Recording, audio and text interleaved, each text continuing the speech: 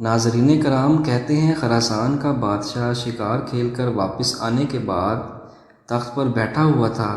تھکاوٹ کی وجہ سے اس کی آنکھیں بوجھل ہو رہی تھیں۔ بادشاہ کے پاس ایک غلام نہایت ادب کے ساتھ ہاتھ باندھے کھڑا ہوا تھا۔ بادشاہ کو سخت نیند آئی ہوئی تھی، مگر جب بھی اس کی آنکھیں بند ہوتیں تو ایک مکھی اس کی ناک پر بیٹھ جاتی۔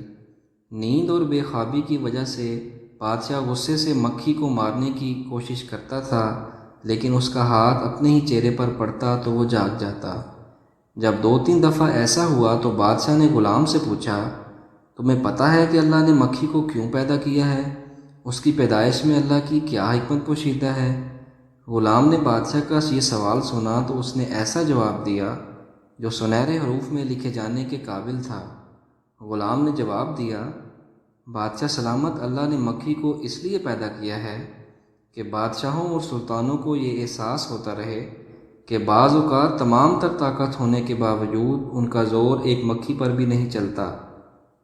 کہتے ہیں کہ بادشاہ کو غلام کی یہ بات اتنی اچھی لگی کہ اس نے اس غلام کو آزاد کر دیا اور اپنا ہی ایک مشیر مقرر کر لیا۔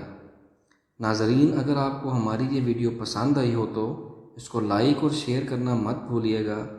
دیکھتے رہیں ہمارا چینل، ہم آپ کے لیے لے کر آتے رہیں گے اس طرح کے دلچسپ واقعات۔ اپنا بہت زیادہ خیال رکھیے گا۔ اللہ حافظ۔